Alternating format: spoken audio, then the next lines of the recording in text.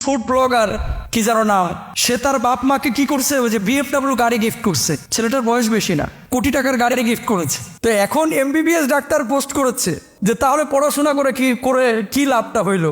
এ 30, 24, 25 বছরের বাপ মারে কোটি টাকার গাড়ি গিফট করতেছে ইনকাম করে, আর আমরা এত দূর পড়াশোনা করে এখনো 30-40 হাজার টাকা 50,000 টাকা কামাইতে পারতেছি না।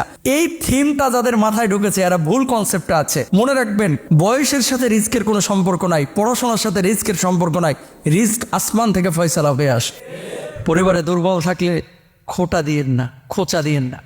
অনেক দুর্বল সবল হতে কিন্তু সময় লাগে না, সব সময় একরকম থাকে না, পরিবর্তন হইতে কিন্তু বেশি সময় লাগে না। বহুত বেকার যুবক আছে, এখানে ছিল বেকার, আজকে যা পয়সা কামাচ্ছে, বড় ভাই 7 মাসে যা কামায়, ওই বেকার ছেলেটা যারা তুচ্ছতাচ্ছিল্য করতো ওই 1 মাসেই কামায়। বৈধভাবে আছে। সুতরাং রিস্ক এটা কার পক্ষ থেকে? আল্লাহর পক্ষ থেকে। আপনি এমবিবিএস ডাক্তার হয়েছেন বলেই কি শিল্পপতি হয়ে যাবেন? ভুল। রিজিক আল্লাহ তাআলা কারে কিভাবে দেবে এটা আল্লাহর ফয়সালা, এখানে আপনার আমার হাত নাই ভাই। পড়াশোনার সাথে রিস্কের কোনো সম্পর্ক নাই। রিস্কের জন্য আর রিস্ক মাকসুমন আল্লাহর কাছে দোয়া করেন, আল্লাহ রিস্কের ফয়সালা তো আসমানে হয়, তুমি আসমান থেকে আমার জন্য কল্যাণকর ফয়সালা করো, আমার রিস্কের উত্তম ফয়সালা করো। ইনশাল্লাহ বলেন না? জোরে বলেন আমিন। এইভাবে আল্লাহর কাছে দোয়া করবেন, তাহলে সেটা কাজে লাগবে। মানুষ এগুলো বুঝে না, মানুষ খালি হা হুতাশ করে। সুতরাং প্রিয় ভাইরা আমার, যেখান থেকে কথা বলছিলাম যে দুর্বল যদি পরিবারের কেউ থাকে, তাকে তুচ্ছতাচ্ছিল্য না, তাকে টেক কেয়ার করেন, আল্লাহ তাআলা কোনো না কোনো দিক থেকে পুষায় দেবেন ইনশাআল্লাহ তাআলা। বউ যদি দুর্বল থাকে, শ্বশুর শাশুড়ি দুর্বল থাকে, এদেরকেও দেখভাল করবেন।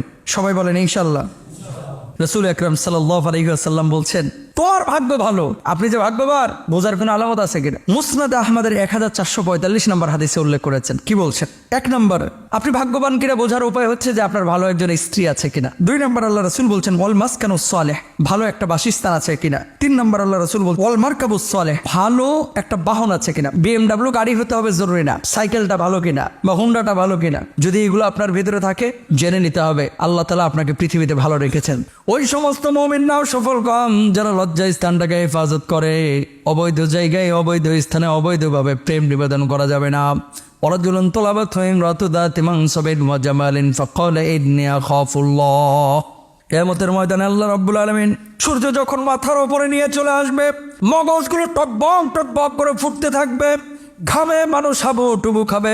সেদিন মানুষ চিৎকার করবে বাঁচাও বাঁচাও বলে, কেউ কারো কোনো উপকার আসবে না। এমন মুহূর্তে আল্লাহর নবী সাল্লাল্লাহু আলাইহি ওয়াসাল্লাম বলছেন, যাদেরকে আরশের নিচে বিশেষ ছায়া দেওয়া হবে, এক শ্রেণীর মানুষ আছে যে মানুষগুলোকে অবৈধ প্রেমের জন্য ডাকা হয়েছিল, জেনা ব্যভিচারের জন্য আহ্বান করা হয়েছিল, আর তারা বলেছিল ইন্নী আখাফুল্লাহ, আমি আল্লাহকে ভয় পাই, তোমার সঙ্গে অবৈধ প্রেম নিবেদন করতে পারবো না। আল্লাহর নবী বলছেন ওই মুহূর্তে, সংকটাপন্ন মুহূর্তে আল্লাহ রাব্বুল আলামিন ওই মানুষগুলোকে আরশের নিচে বিশেষ ছায়া দিবেন। তাহলে যে কোনো জায়গায়, যে কোনোভাবে, যে কোনো স্থানে প্রেম নিবেদন করা যাবে না, নিজের চারিত্রিক অবক্ষয় করা যাবে না, চরিতার্থ করা যাবে না। ইনশাআল্লাহ বলেন। এই জিহ্বাটা অনেক দামি ভাই, যার জিহ্বা নয় ও জানে। জিহ্বা না থাকলে খাবারের স্বাদ পাবেন? মিষ্টি দিলেও মাটি মনে হবে, ওই আম দিলেও মাটি মনে হবে। জিহ্বা যার নাই ও কোনো কিছু স্বাদ পাবে না। জিহ্বা যার নাই কথা বলতে পারবে না। জিহ্বা যার নাই পানি পান করতে পারবে না। জিহ্বা যার নাই কোরআন তেলাওয়াত করতে পারবে না। জিহ্বা যার নাই এই জিহ্বাটা নিয়ে সে জিকির আজকারও করতে পারবে না। ঠিক কিনা? সুতরাং এই জিহ্বাটা বড় নিয়ামত হিসেবে আল্লাহ তাআলা আপনাকে দিয়েছেন। মুখে যা আছে আর ফরত করে ছেড়ে দিতেছেন, জায়েজ নাই। জিহ্বাটারে কন্ট্রোল করেন। ইনশাআল্লাহ বলেন। মিছা কথা বলে না অনেকে জিহ্বা দিয়া, বলে কি বলে না? আল্লাহ তাআলা এদেরকে হেদায়েত দান করুক। গীবত পরনিন্দা যারা করে এদের থেকে দূরে থাকবেন। ইনশাআল্লাহ বলেন। আর লজ্জা স্থানটাকে হেফাজতে রাখবে।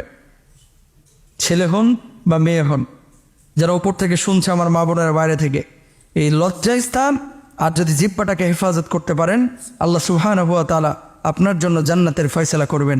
ইনশাআল্লাহ বলেন। পুরো আলোচনা থেকে অনেক কিছু আপনারা আজকে শুনলেন। আল্লাহ সুবহানাহু ওয়া তাআলা আমাদের সবাইকে সে তৌফিক দান করুন।